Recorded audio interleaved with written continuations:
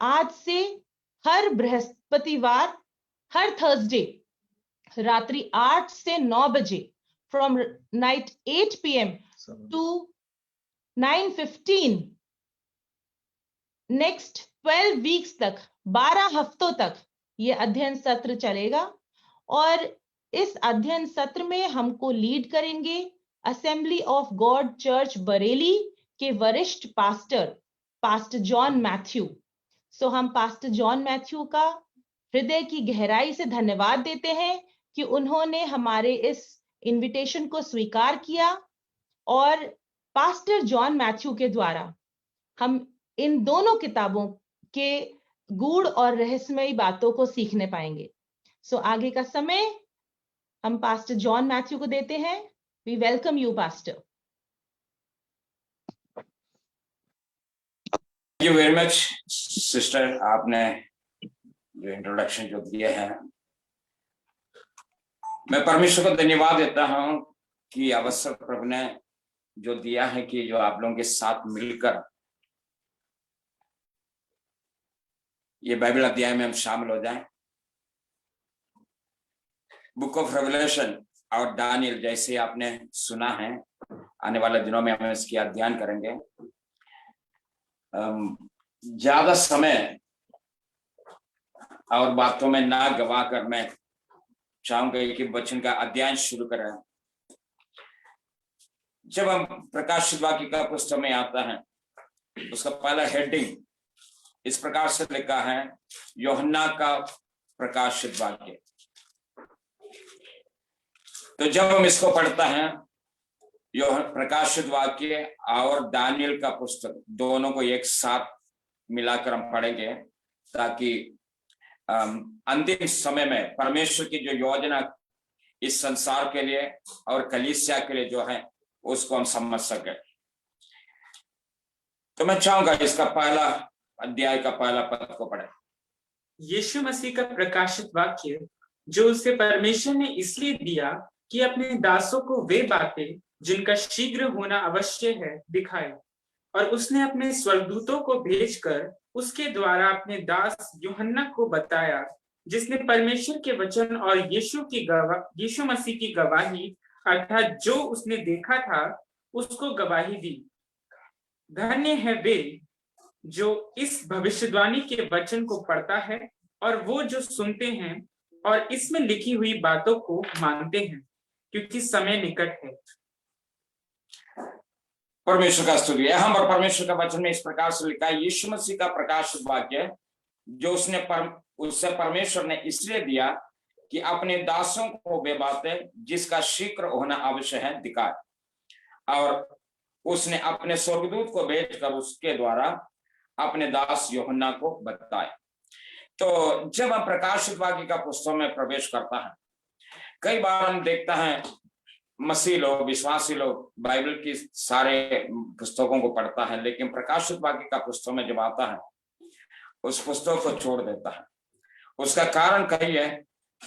एक तो उस पुस्तक को जल्दी समझ नहीं पाता है, और दूसरी बात है कुछ लोगों का विचार यह है ये उस समय की घटना है, कलीसिया यहाँ से ऊपर उठा लिया जाने की बात की घटना है, तो कलीसिया को इसकी क्या जरूरत है। तो लेकिन मैं आपको बताना चाहता हूँ, यहाँ पर परमेश्वर की जो योजना इस पुस्तक को देने का जो कारण यहाँ पर ऊपर पहला पद में लिखा है, ये प्रकाशित वाक्य सबसे पहले ये प्रकाशित वाक्य जो परमेश्वर ने इसलिए दिया कि अपने दासों को वे बातें जो शीघ्र होने वाला है उसको दिखाए। तो परमेश्वर चाहता है प्रभु के लोग आने वाले समय में परमेश्वर की योजना को समझे।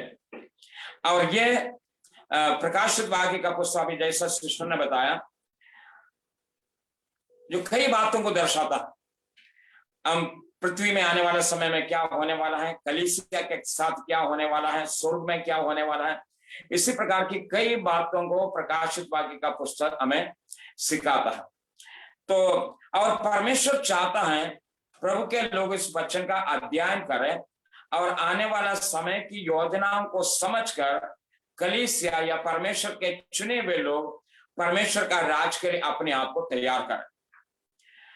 विशेषकर मैं इस बात को बताना चाहता हूं, हम विश्वासियों के लिए परमेश्वर की यह योजना है, आने वाला सारे योजनाओं को समझे, परमेश्वर क्या चाहता है, कलीसिया के लिए क्या करना चाहता है और संसार के साथ क्या करने वाला है, इन बातों को हम समझे और अपने आप को परमेश्वर की राज के लिए हम तैयार करें।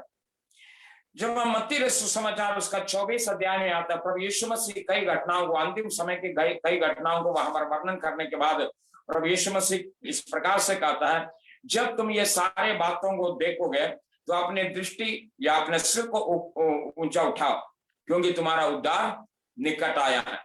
तो इसलिए इन सारी घटनाओं को जब हम देखता है, जब परमेश्वर के वचन में क्या लिखा है, परमेश्वर ने क्या अपने दासों के द्वारा क्या भविष्यवाणी कराया और हमारे चारों ओर क्या घटनाएं घट रहे हैं, इन बातों को जब हम देखता है, हम प्रभु के लोग अपने आप को और भी तैयार करता है परमेश्वर के राज के लिए। और यहाँ पर जब हम प्रकाशित वाक्य का पुस्तक में जब प्रवेश करता है, तो मैं सबसे पहले इस पुस्तक को हमें समझने की जरूरत है। प्रकाशित वाक्य, इस पुस्तक का अर्थ, तो इस पुस्तक के लिए कहा जाता है, मतलब एक शब्द जो इस्तेमाल किया गया है कि ग्रीक वर्ड अपोकलिप्स, ये ग्रीक वर्ड है जिसका अर्थ है पर्दा हटाना, पर्दा हटाना। तो इस पुस्तक का अर्थ यह है, जो छुपा हुआ बात है, गूढ़ बातें हटा, मतलब बाहर प्रकट करना, या कोई भी बात जो छुपा हुआ पर्दे के द्वारा उस पर्दे को हटाकर उस बात को प्रकट करना, यही इस पुस्तक का मेन उद्देश्य, ताकि परमेश्वर के चुने हुए लोग उन बातों को समझ सके। और हम इस बात को जानते हैं कि इसका लेखक यूहन्ना है। प्रभु यीशु मसीह का 12 चेलों में से एक चेला याकूब और यूहन्ना जो 2 भाई है, उन 2 भाइयों में से एक भाई जो यूहन्ना, जो प्रभु यीशु मसीह जिससे बहुत अधिक प्रेम करते थे। और इसी यूहन्ना के द्वारा लिखा हुआ कई पुस्तक हम बाइबल के अंदर देखते हैं। सबसे पहले हम यूहन्ना रचित सुसमाचार को हम देखते हैं, और यूहन्ना ने पत्रियां लिखा है, यूहन्ना का पहला पत्री, दूसरा पत्री और तीसरा पत्र। उसके बाद अंत में हम देखते हैं यूहन्ना के द्वारा लिखा गया प्रकाशित वाक्य। तो इसका लेखक यूहन्ना है, और इसका लिखने का समय ये AD 96 सन 96 में ये पुस्तक को लिखा है। और ये इस पुस्तक की एक विशेषता को हम देख सकता है, यदि आप अपने मोबाइल में या लैपटॉप में आप देख रहे हैं, नोट भी इसके साथ आप देख सकता है। यह पुस्तक न केवल एक भविष्यवाणी की किताब है, ये एक प्रतीक किताब है। जब हम प्रकाशित वाक्य का पुस्तक को पढ़ता है, इसको समझना इसलिए कठिन लगता है क्योंकि जो भी बातें इसमें लिखा है या भविष्यवाणी के जो भी वचन इसमें लिखा है वो सिंबॉलिक है या प्रतीक। तो यह सिंबॉलिक भाषा में यह लिखा गया है, और बाइबल में किसी भी अन्य पुस्तक की तुलना में प्रकाशित वाक्य का पुस्तक में बहुत अधिक संकेत या प्रतीक का उपयोग किया है। प्रकाशित वाक्य का पुस्तक में केवल प्रकाशित वाक्य का पुस्तक ही नहीं, इससे पहले दानियल का पुस्तक को भी हम देखते हैं। जैसा हम दानियल का पुस्तक का भी अध्ययन करते हैं, दानियल का पुस्तक में भी कई ऐसा प्रतीक या सिंबॉलिक घटनाओं को, दर्शनों को हम देखते हैं। और दानियल का पुस्तक में जो बातें लिखा गया है वो सारे बातें, उसमें से काफी बातें जो अंतिम समय के लिए, इसलिए हमें इन दोनों को एक साथ पढ़ना बहुत जरूरी है। और प्रकाशित वाक्य का पुस्तक एक और जो विशेषता, जब इस पुस्तक का अंतिम भाग प्रकाशित वाक्य का पुस्तक 22 अध्याय का 10वां पद में जब आएंगे, वहां पर परमेश्वर यूहन्ना से कहता है इस पुस्तक पर तो मोहर नहीं लगाना। लेकिन दानियल का पुस्तक को जब हम देखता है, दानियल का पुस्तक उसका 12 अध्याय का 4 और 9 पद जो पढ़ेंगे, तो वहां पर परमेश्वर ने दानियल से कहा इस पुस्तक पर मोहर लगा दे। मैं चाहूंगा दानियल उसका 12 अध्याय का 4 और 9 पद को पढ़। परंतु हे दानियल, तू इस पुस्तक पर मोहर करके इन वचनों को अंत समय तक के लिए बंद रख। बहुत से लोग पूछ-पाछ और ढूंढ-ढांड करेंगे और इससे ज्ञान बढ़ भी जाएगा। 9वां पद। उसने कहा, हे दानियल, चला जा, क्योंकि ये बातें अंत समय के लिए बंद है और इन पर मोहर दी हुई है। देखिए, जब दानियल का पुस्तक को देखता है, दानियल का पुस्तक को लिखने के बाद परमेश्वर ने दानियल को यह आज्ञा दिया, इस पुस्तक पर मोहर लगा, क्योंकि ये अंतिम समय के। लेकिन प्रकाशित वाक्य का पुस्तक को जब हम देखता है, परमेश्वर कहता है इस पर मोहर ना लगाए, क्योंकि समय निकट है। जो भी बातें जो पुस्तक में लिखा है, वो सारे बातें पूरा होने का समय निकट है।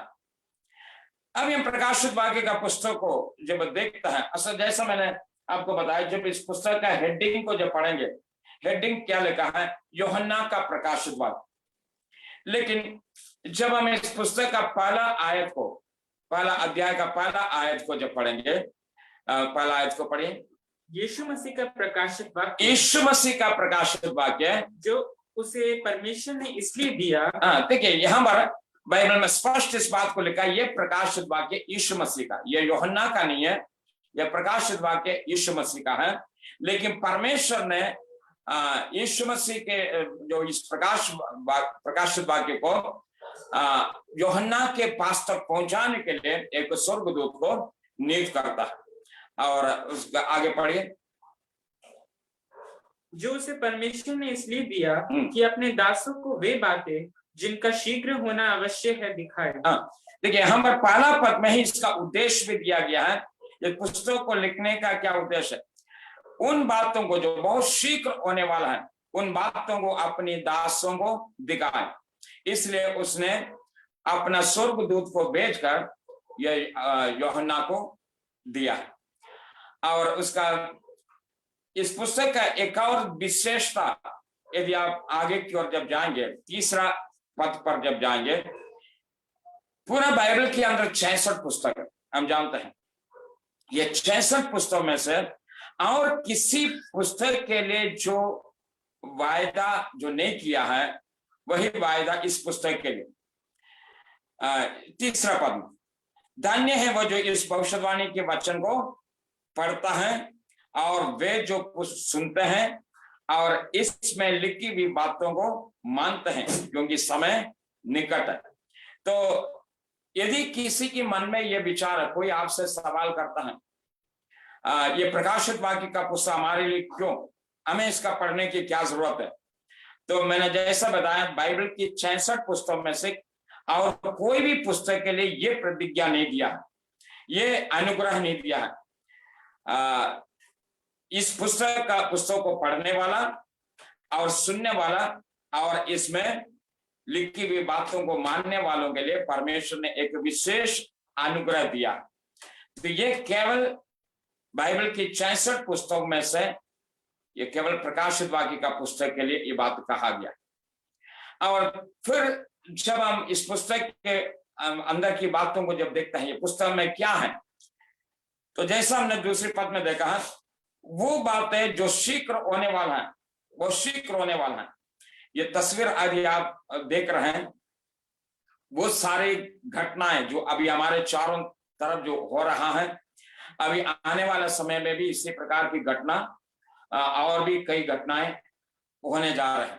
तो ये सारे बातें परमेश्वर अपने लोगों को दर्शाना चाहता है, ताकि प्रभु के लोग समय को पहचाने। और परमेश्वर का वचन में पहला थिस्सलुनीके उसका 5 अध्याय उसका पहला पद में जब आएंगे, वहां पर पौलुस इस बात को कहता है, ये भाइयों, समयों और कालों के विषय में तुम्हें लिखने की जरूरत नहीं है। तो क्योंकि हम सारे घटनाओं को, चारों तरफ की घटनाओं को जब हम देखता है, हमें समझ में आता है जो कुछ भी भविष्यवाणियां वचन में जो हुआ है, वो सारे भविष्यवाणियां पूरा होते जाते। तो इसलिए ये प्रकाशित वाक्य का पुस्तक हमारे लिए बहुत महत्वपूर्ण है, ताकि हम वर्तमान में जो घटना जो घटता है, हम इस बात को पहचान सकते हैं हम कहां तक पहुंच गया है। प्रभु के लोगों को लोग पहचान सकता है मैं कहां तक पहुंच गया, या हमारे यीशु मसीह के आगमन के लिए अभी कितना समय बाकी है, हम पहचान सकता है इस पुस्तक के द्वारा। अभी इस पुस्तक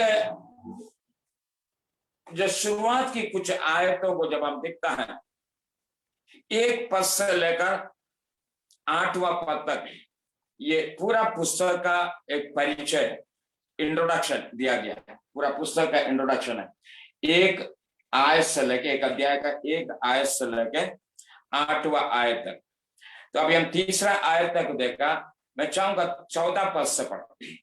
यूहन्ना की ओर से आसिया के 7 कलीसियाओं के नाम, उसकी ओर से जो है और जो था और जो आने वाला है, और उन 7 आत्माओं की ओर से जो उसके सिंहासन के सामने हैं, और यीशु मसीह की ओर से जो विश्वास योग्य साक्षी और मरे हुए में से जी उठने वालों में पहलौठा और पृथ्वी के राजाओं का हाकिम है, तुम्हें अनुग्रह और शांति मिलती रहे। देखिए यहाँ पर अभी 14 पद में जब आता है तो ये यहाँ पर हम देख सकते हैं ये किसके लिए लिखा गया, ये पुस्तक किसके लिए लिखा गया। तो हमने इस बात को देखा, ये पुस्तक ये प्रभु यीशु मसीह का प्रकाशित वाक्य है जो यूहन्ना के द्वारा अपने दासों तक पहुंचाया है, और इसका लेखक यूहन्ना है। और किसके लिए लिखता है, आसिया में पाया जाने वाला 7 कलीसियाओं के, एशिया माइनर में पाया जाने वाली, ये तस्वीर आप देख सकता है, एशिया माइनर, यहाँ पर 7 कलीसियाओं का नाम लिखा है। ये सब आसपास में पाया जाने वाला ये लोकल चर्चेस है। और जैसा हमारा बरेली के अंदर जो हमारा लोकल चर्चेस है, उसी प्रकार से एशिया माइनर में पाया जाने वाला 7 लोकल चर्चेस है जिसके नाम पर यह पुस्तक लिखा गया है, जो आज वर्तमान में ये तुर्की में पाया जाता है। तुर्की का पश्चिम भाग में ये चर्चेस या वो स्थान पाया जाता है। वो चर्च तो आज है नहीं जो उस समय जो जिस चर्च के लिए लिखा गया, लेकिन वो स्थान अनुमान लगाया जाता है यही वो स्थान है जो 7 कलीसिया जो पाया गया।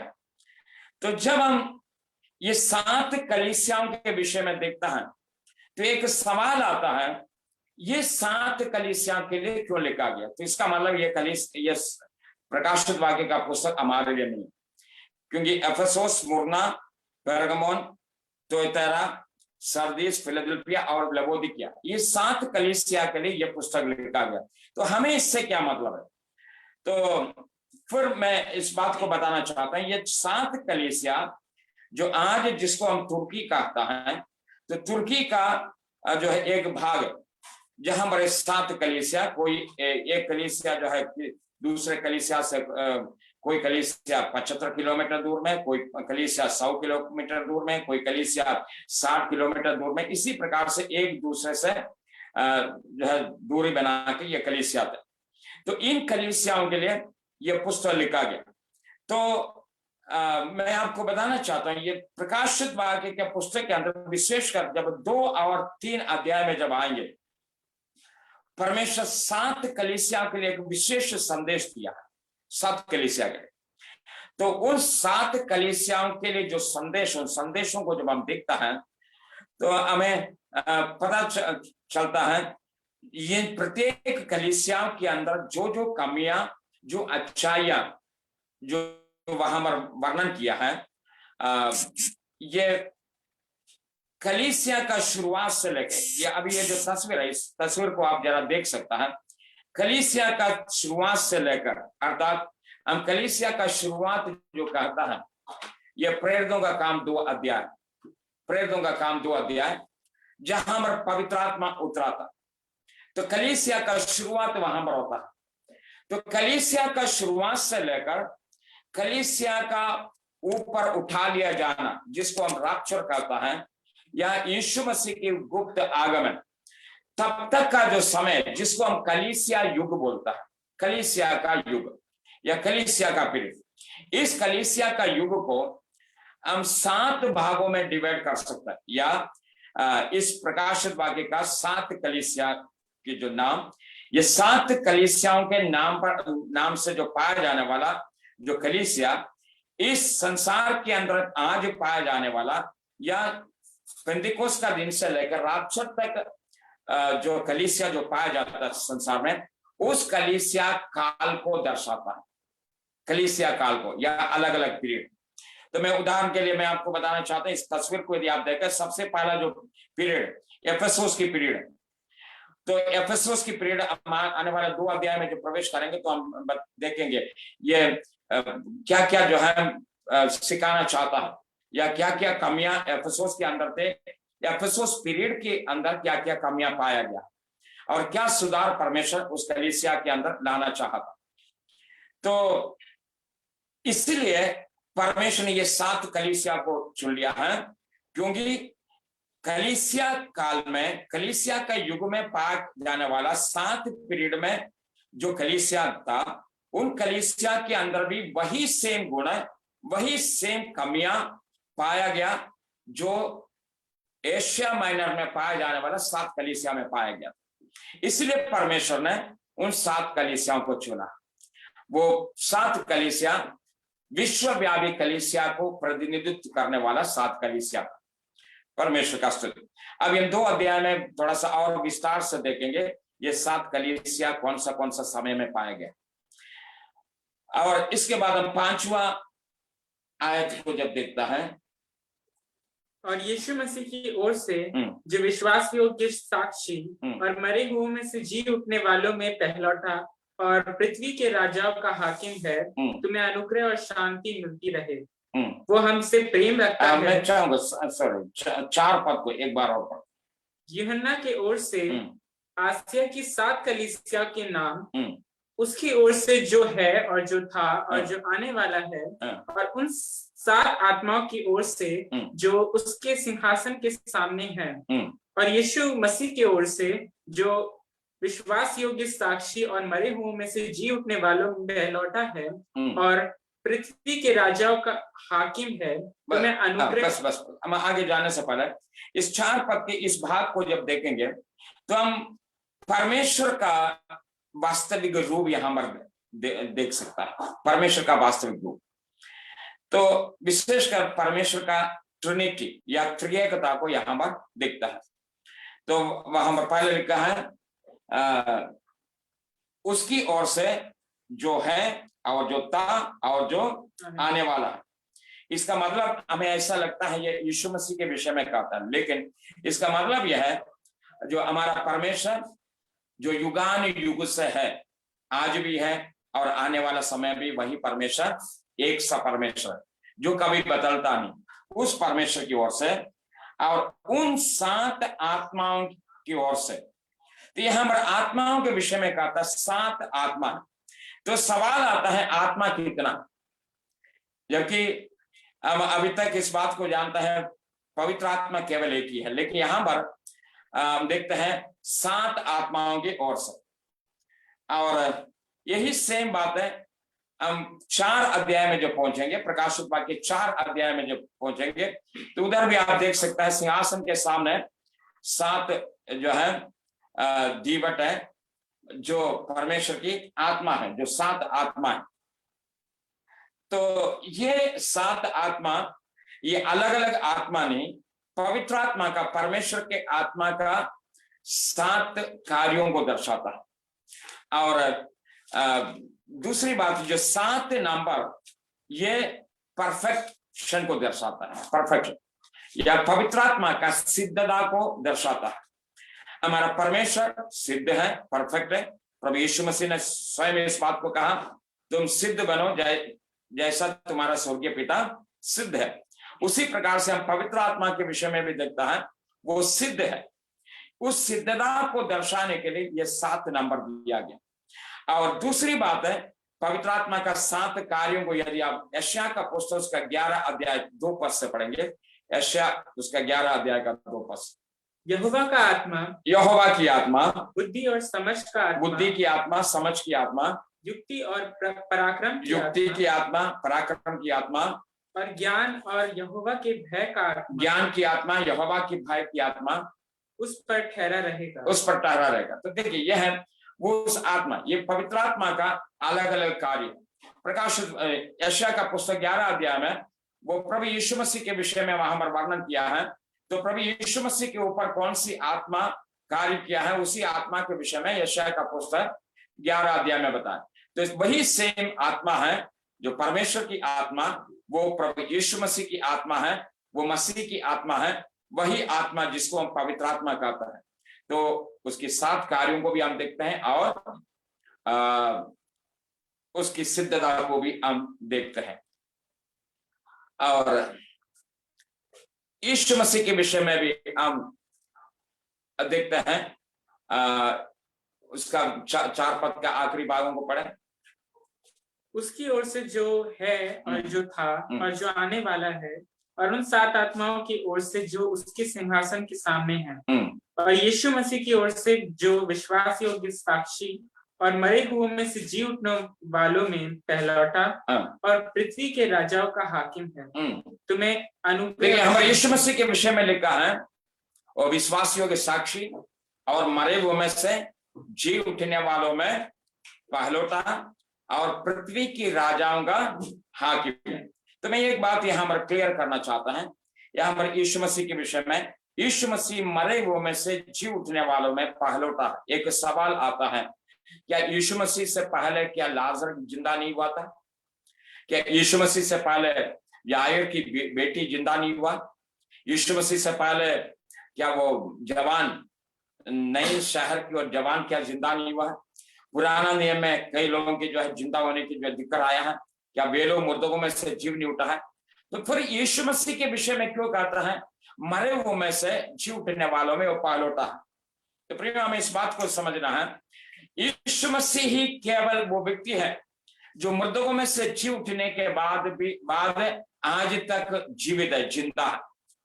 बाकी जितने भी लोग जो मुर्दों में से जी उठा है उनका मृत्यु हो चुका है, वो मर गया है। लेकिन यीशु मसीह ही केवल वो व्यक्ति है जो मृत्यु में से जी उठने के बाद वो युगान युग जो है जीवित है। परमेश्वर का स्तुति। और अगली बात है, प्रभु यीशु मसीह के विषय में क्या कहता है? वो पृथ्वी के राजाओं का हाकिम है। हम इस बात को जानते हो, प्रभुओं का प्रभु है और राजाओं का राजा। तो यही प्रभु यीशु मसीह के विषय में प्रकाशित वाक्य का पुस्तक बताता है। और फिर अगला पद में, वो हमसे प्रेम रखता है और उसने अपने लहू के द्वारा हमें पापों से छुड़ाया है और हमें एक राज्य और अपने पिता परमेश्वर के लिए याजक भी बना दिया। उसकी महिमा और पराक्रम युगानुयुग रहे, आमीन। हमारा स्थान यहाँ ये इंट्रोडक्शन में ही कलीसिया का या विश्वासियों का स्थान क्या है ये भी बताया गया। परमेश्वर ने हमें चुनकर अलग किया है, हमें परमेश्वर के लिए एक राज्य बनाया और याजकों का याजक भी बनाए। और पतरस की पत्र में भी, पतरस का पहला पत्र 2 अध्याय में हम देखते हैं, उसका 9वां पद से जो पढ़ेंगे, पढ़ने की जरूरत नहीं, आप लोग जानते हैं। जिसने हमें अंधकार से अद्भुत ज्योति में लेके आया है, उसने हमें परमेश्वर के लिए याजकों का समूह और राज पदधारी और पवित्र जन और परमेश्वर का निज संपत्ति बनाया। तो हम इस बात को जो है आगे जाने से पहले मैं इस बात को कहना चाहते हैं, हम में से प्रत्येक जन परमेश्वर के लिए याजक है।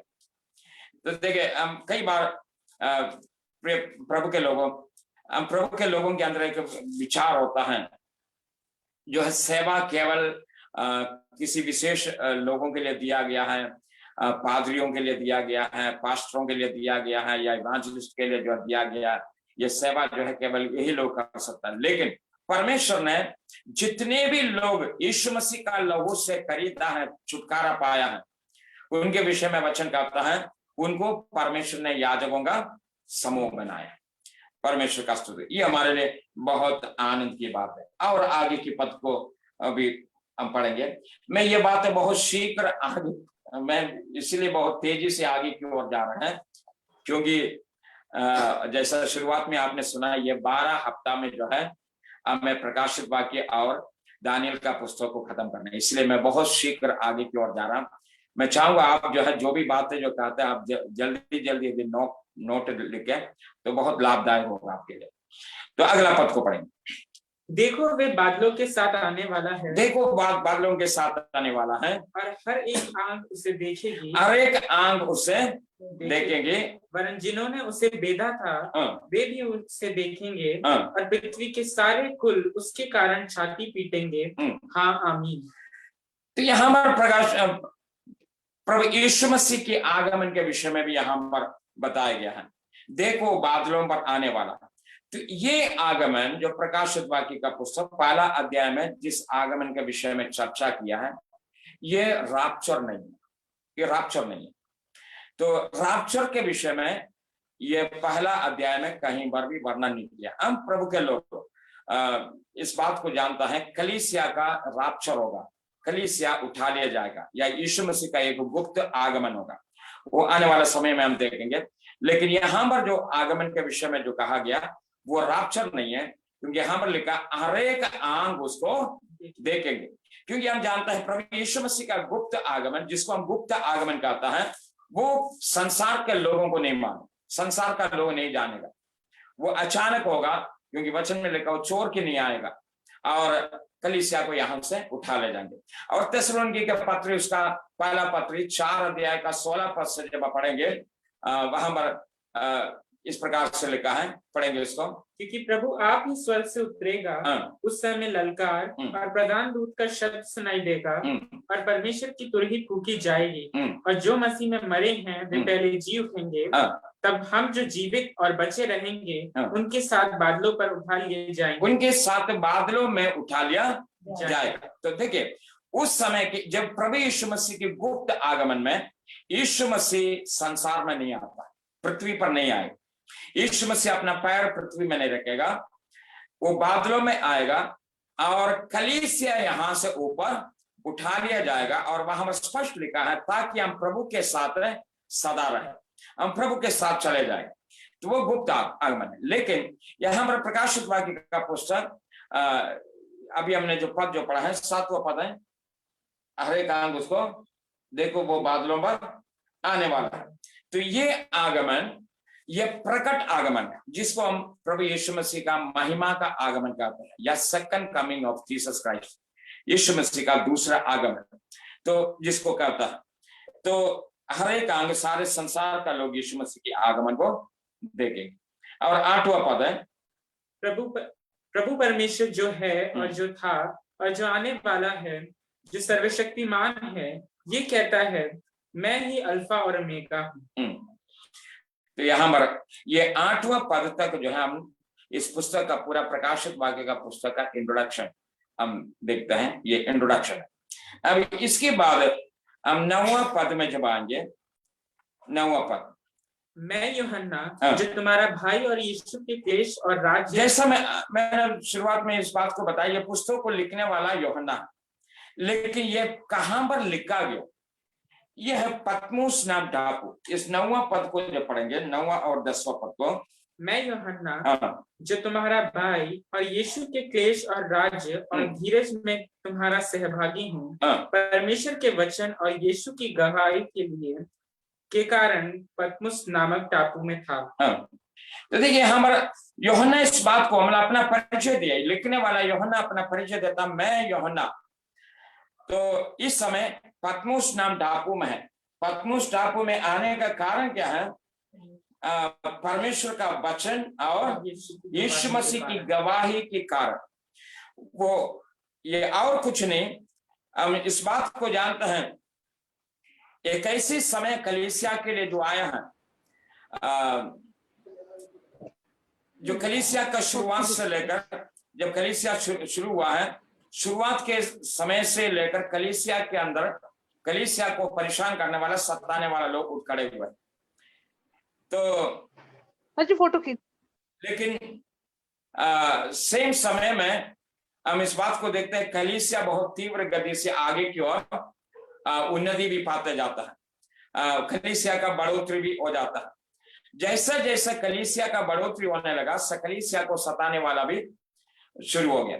तो सबसे पहले हम देखते हैं यूहन्ना और पतरस, जिसको बंदी बनाकर पहले जो है उनको याजकों के सामने खड़ा किया, महायाजक के सामने खड़ा किया, उसके बाद फिर हम देखते हैं पतरस और यूहन्ना को फिर बंदी गृह में डाला है।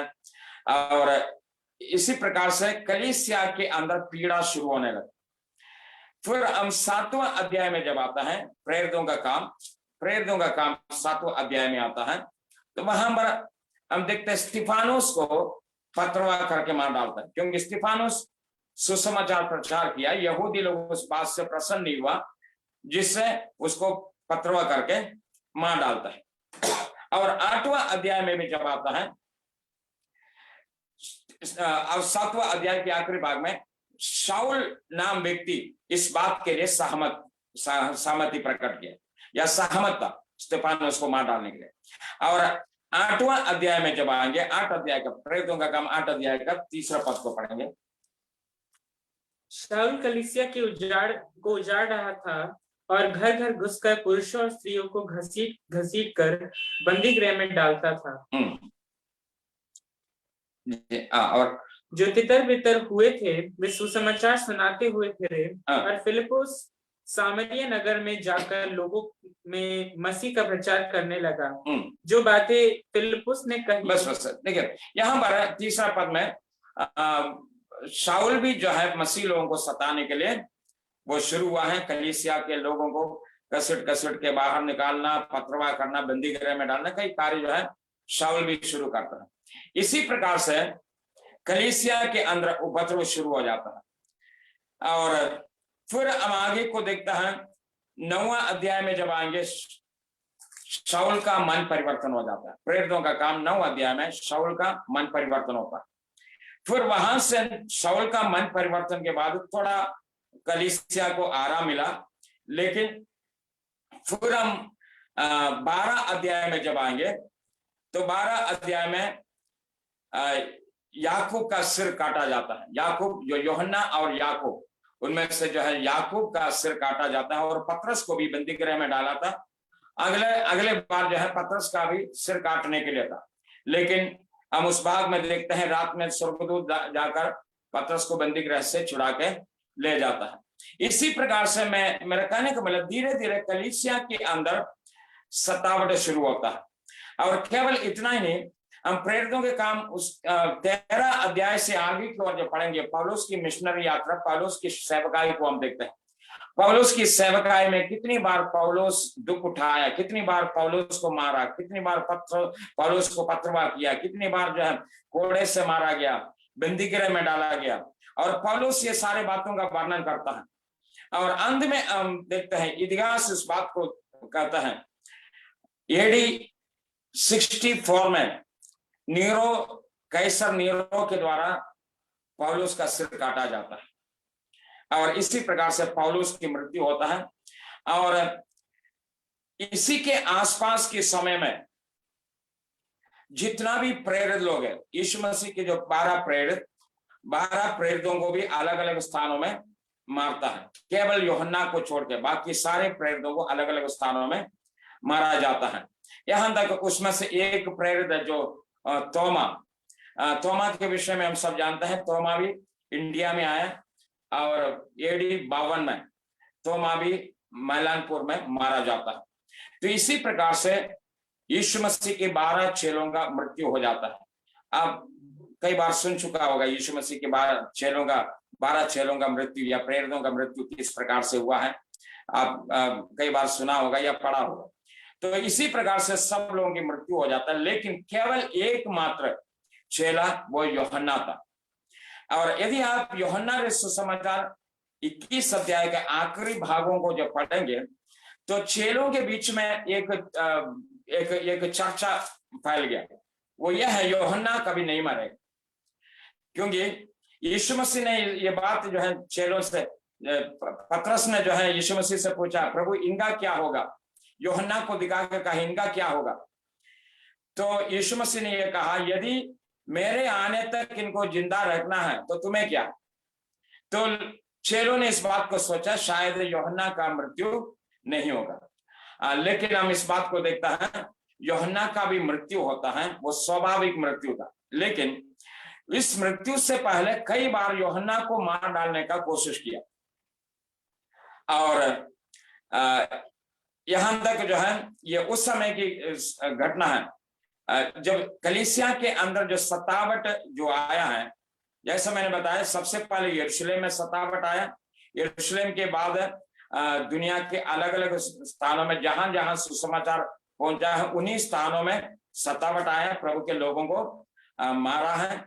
और रोम में भी एक जो है एक खूंखार कैसर जो नीरो था, नीरो ने भी हजारों मसीहों को मार डालता है। भूखा शेरों का जो शिकार बनाया, भोजन बनाया और उनको जला दिया गया। मतलब तरह तरह से जो है उनको मृत्यु की घाट उतारा। तो उन्हीं दिनों में जितना भी बादशाह लोग या सीसर या राजा लोग, ये मेन सताने का, कलीसिया को सताने का या प्रभु के लोगों को सताने का जो मेन कारण यह था, क्योंकि ये जितने भी राजा लोग हमेशा उनका एक विचार यह था, लोग जो है हमारी आराधना करें, हमारी उपासना करें। वो अपने आप को ईश्वर के स्थान में रखते थे, अपने आप को प्रभु के स्थान में या परमेश्वर के स्थान में रखते थे। हम पुराना नियम में भी देखते हैं, दानियल का पुस्तक में दारा के विषय में, दानियल का पुस्तक 6वां अध्याय में हम देखते हैं, लोग जो है दारा के सामने दंडवत किया है। इसी प्रकार से ये रोमी शासकों के समय में भी कई शासकों ने अपने आप को ईश्वर के स्थान में रखा और लोगों से कहा हमारा आराधना करें। लेकिन मसीह लोग कभी भी इन राजाओं के सामने दंडवत नहीं किया।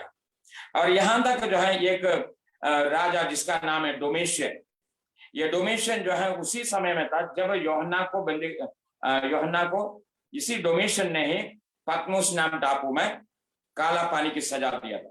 तो डोमेशियन के विषय में कहा जाता है, वो जब कभी भी राज आज्ञा देता था तो यही कहता था, हमारा प्रभु और परमेश्वर डोमेशियन का आज्ञा यह है। इसी प्रकार से वो राज आज्ञा निकालता था, तो अपने आप को ईश्वर कहता।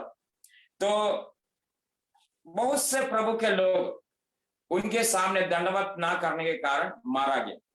तो यही माना जाता है यूहन्ना को भी मारने के लिए खौलता तेल में डाला था कि वो मर जाए। लेकिन यही इतिहास इस बात को कहता है, यूहन्ना का मृत्यु नहीं हुआ है। वो खौलता तेल में डालने के बाद भी यूहन्ना का मृत्यु नहीं हुआ।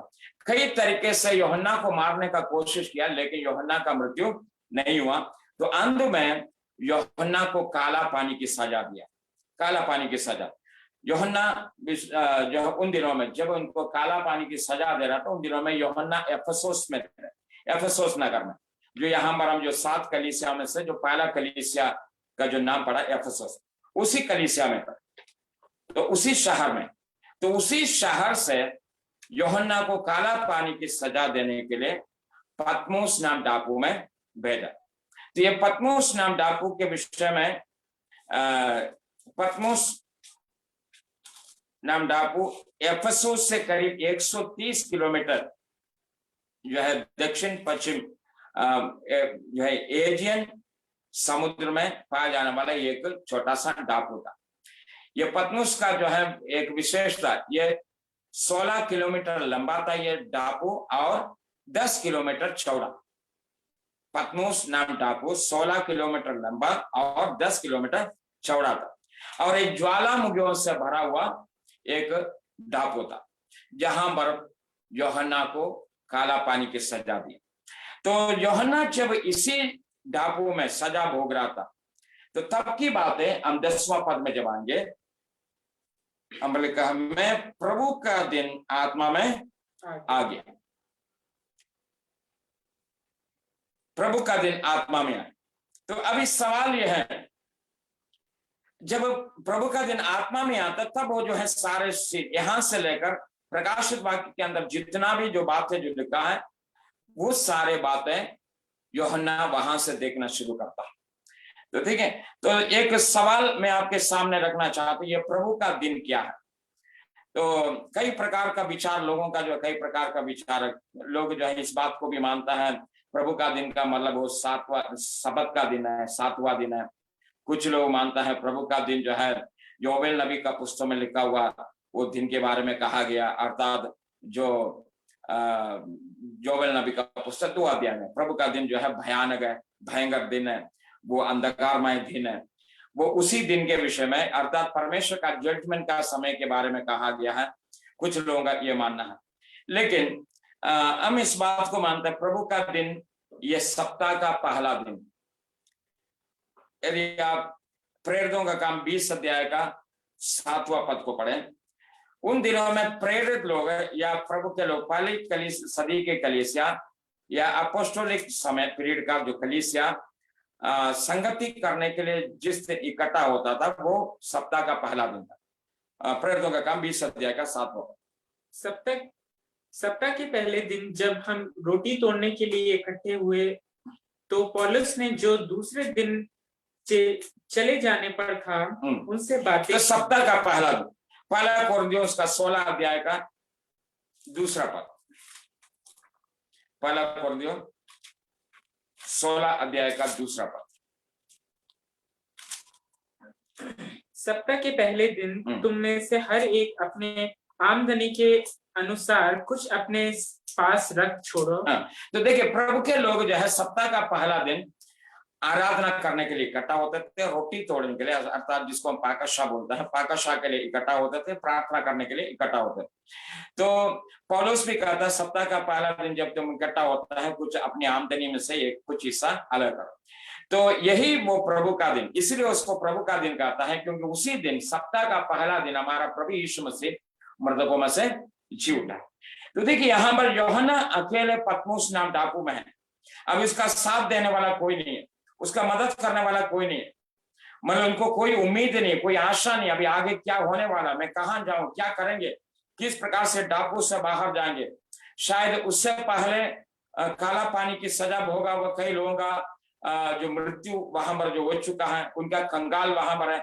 शायद यूहन्ना ये भी देख रहा होगा।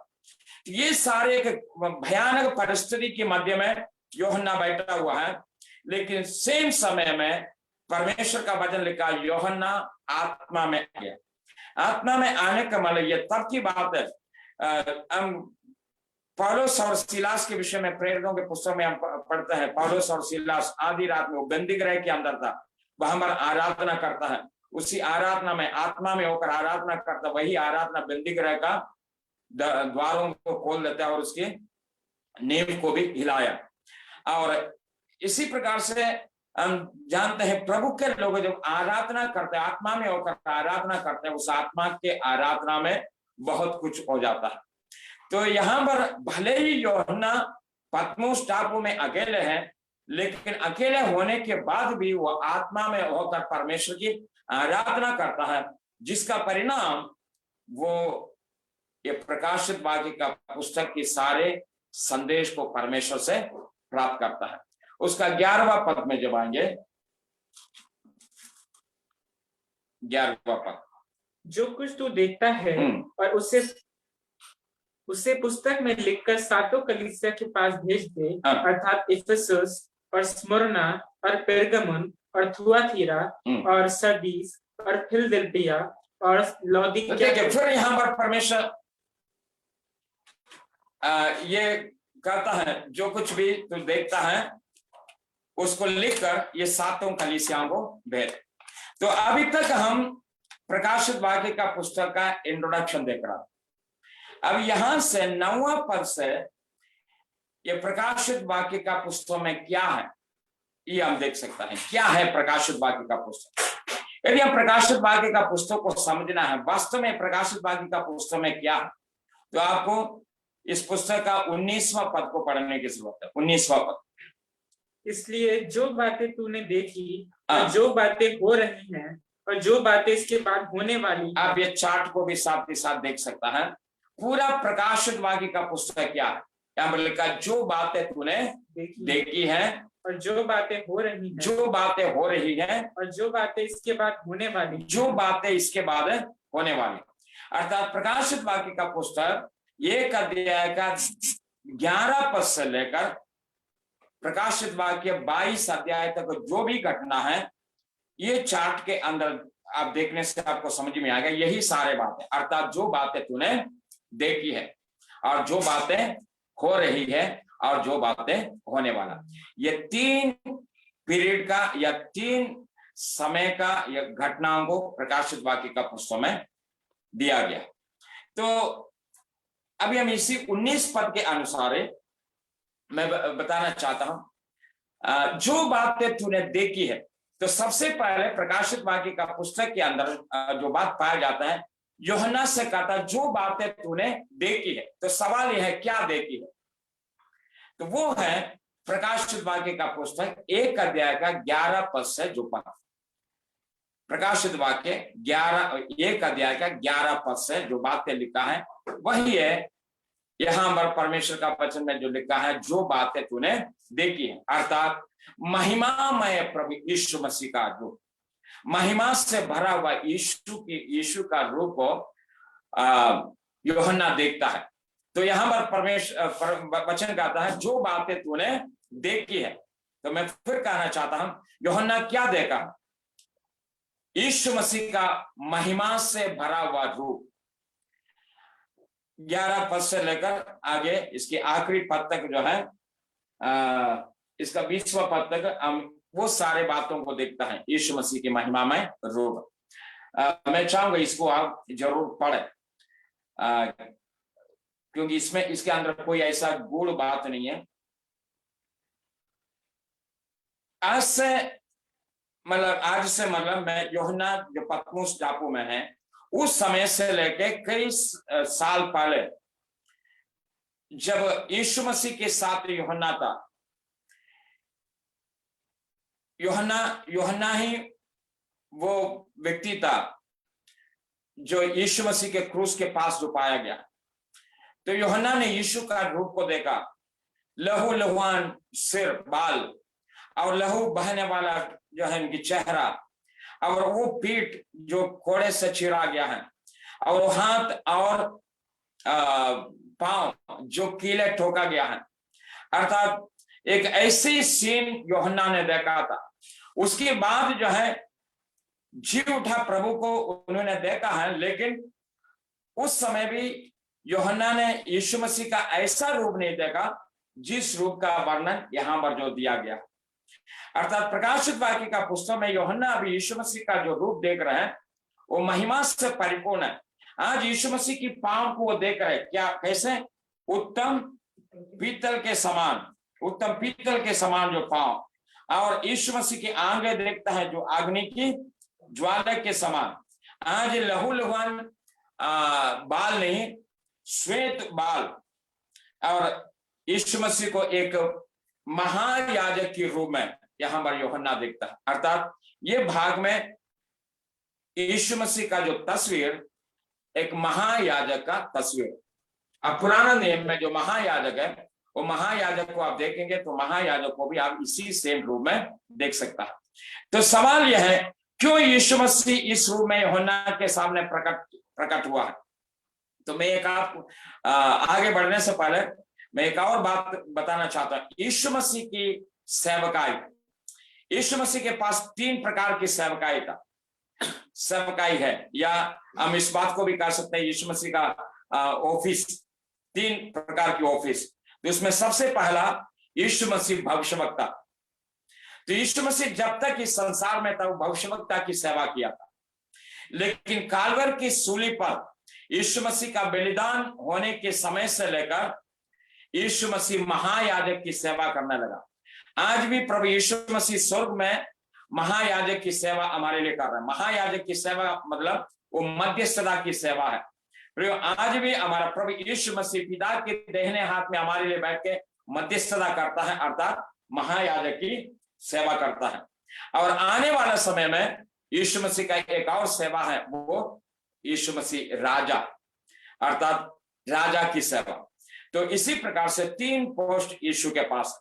तो इस समय यूहन्ना यीशु का जो रूप को देख रहे हैं, वो उस यीशु को देख रहे हैं, महायाजक के रूप में सेवा करने वाला यीशु को देख रहे हैं। और प्रभु यीशु मसीह क्या करता है? मैं जो मर गया था लेकिन अभी युगान युग में जीवित हूं। परमेश्वर का स्तुति।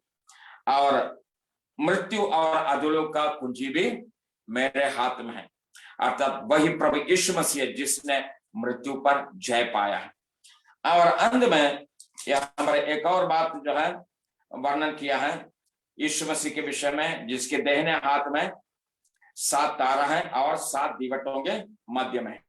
तो ये 7 दीवट वह हम स्पष्ट जो है उसका अर्थ बताएं, ये 7 कलीसिया है, अर्थात यीशु मसीह कलीसिया का मध्यस्थ, यीशु मसीह कलीसिया का बीच में है। तो भले ही हम इस बात को सोचता है यीशु मसीह यहां से स्वर्ग में चढ़ा, ऊपर उठा लिया गया, लेकिन यूहन्ना को ये बात प्रकट किया है, आज भी मैं कलीसिया का मध्यस्थ हूं, मध्य में हूं। प्रभु यीशु मसीह ने कहा, मैं जगत के अंत तक सदैव तुम्हारे साथ रहूंगा। वही प्रभु यीशु मसीह कलीसिया का मध्य में रह के कलीसिया को बना रहा है। तो कलीसिया को बनाने वाला भी हमारा प्रभु यीशु मसीह। भले ही हम लोग भागदौड़ करता सुसमाचार सुनाता है, लेकिन प्रभु यीशु मसीह ने इस बात को कहा, मैं अपने कलीसिया को बनाऊंगा, अधूलों का फाटक उस पर प्रबल नहीं हो सकता है। तो इस प्रकार से यीशु मसीह कलीसिया के मध्य में रहकर कलीसिया को बनाता है। और यीशु मसीह के दाहिने हाथ में जो 7 तारा वहां लिखा, वो 7 कलीसियाओं का दूत है। तो इसके विषय में भी अलग अलग विचार पाया जाता है। कुछ लोगों का मानना यह है, अलग अलग समय में जो कलीसिया युग में जो कई सेवक लोग जो है सेवा किया है, या जो नामी जो सेवक लोग जो पिछले दिनों में जो प्रभु के सुसमाचार को बहुत अधिक जो प्रचार किया, उनमें से कोई है ये 7 पीरियड में, या इस कलीसिया का शुरुआत से लेकर राप्चर तक है, अलग अलग समय में जिसको परमेश्वर ने नियुक्त किया। तो ये कई लोगों का मानना। लेकिन एक और बात है, हम इस बात को जानते हैं, हमें से प्रत्येक विश्वासियों की सुरक्षा के लिए परमेश्वर ने स्वर्गदूतों को भी ठहराया है। और प्रभु यीशु मसीह ने स्वयं इस बात को कही, छोटे से छोटे के विरुद्ध में भी तू कोई बात नहीं कहना, क्योंकि उसका स्वर्गदूत स्वर्ग में पिता के सामने है। तो अर्थात प्रत्येक विश्वासियों का स्वर्गदूत स्वर्ग में है। तो परमेश्वर ने कलीसिया की सुरक्षा के लिए, या कलीसिया का जो संदेशवाहक के रूप में परमेश्वर ने स्वर्गदूतों को भी ठहराया। तो कुछ लोगों का ये मानना है, चाहे कुछ भी हो, चाहे स्वर्गदूत हो, चाहे वो पासवान हो, चाहे वो कलीसिया का अध्यक्ष हो, लेकिन परमेश्वर का वचन स्पष्ट इस बात को कहता है, वो प्रभु यीशु मसीह के दाहिने हाथ में। यदि वो कलीसिया का अध्यक्ष है, यदि वो कलीसिया का पासवान है, तो इस बात को हमें समझना है, पासवान या प्रभु के सेवक प्रभु यीशु मसीह की दाहिने हाथ में है, क्योंकि परमेश्वर ने इतना अधिक उनको महत्व दिया है। और यदि आप दानियल का पुस्तक के एक वचन को, दानियल उसका 12 अध्याय के एक वचन को आप पढ़े, तो वहां पर इस प्रकार से लिखा है, जो बहुतों को धर्मी बनाता है, बहुतों को धर्मी बनाता है, वो आकाश की तारों के समान चमकेगा। तो यदि ये बात है, वो बहुतों को धर्मी बनाने वाला, आकाश के तारों के समान चमकने वाली जो बात वहां पर आया है, तो ये तारा भी बहुतों को धर्मी बनाने वाला कोई अगुवा हो सकता है। परमेश्वर का स्तुति। तो यह है प्रकाशित वाक्य का पुस्तक, उसका पहला अध्याय। तो आज हमारा समय यहाँ पर समाप्त हो रहा है। तो मैं सोचा था कम से कम एक बाइबल स्टडी में 2 अध्याय को कम से कम जो है हम अध्ययन करें। तो नेक्स्ट हमारा जो बाइबल अध्ययन प्रकाशित वाक्य, उसका 2 और 3 अध्याय होगा। तो मैं चाहूंगा नेक्स्ट बाइबल अध्ययन में प्रकाशित वाक्य 2 और 3 अध्याय को हम साथ में पढ़ेंगे। तो आप जरूर ये दोनों अध्यायों को पढ़ के आए। तो उससे पहले हम यहाँ पर समाप्त करने से पहले मैं एक मौका देना चाहता हूँ, आप में से किसी के पास यदि कोई सवाल है इस पहला अध्याय में से, आपके लिए मौका है, सवाल कर सकते हैं। अभी हमारे पास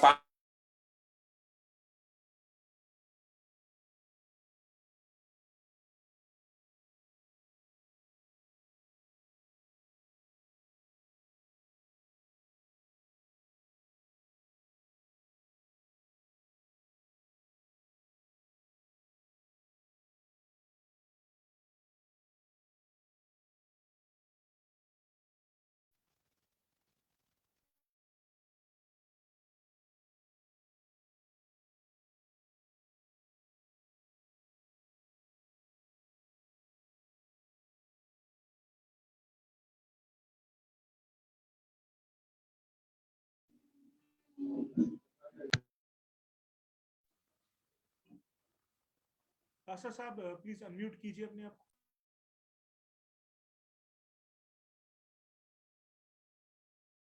म्यूट कर दीजिए।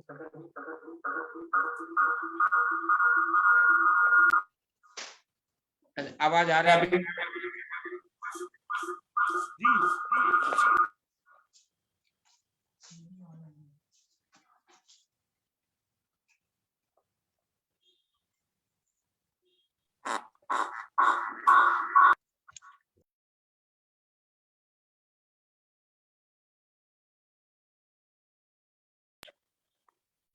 मैं यही कह रहा था कि किसी के पास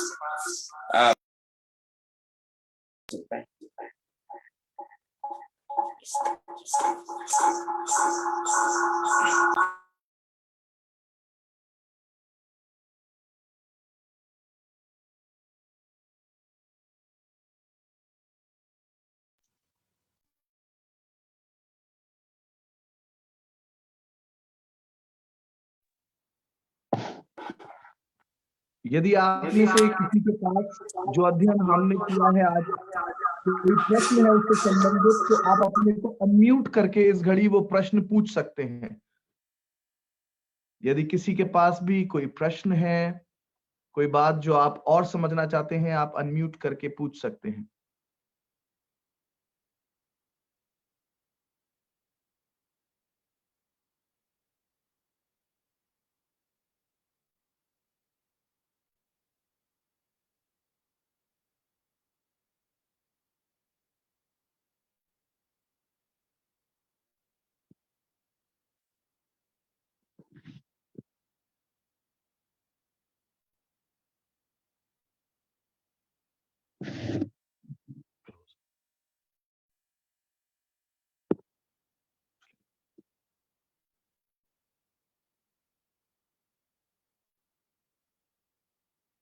तो हम लगता है किसी के पास कोई प्रश्न नहीं है, तो हम आज के इस अध्ययन सत्र को यहीं समाप्त करेंगे।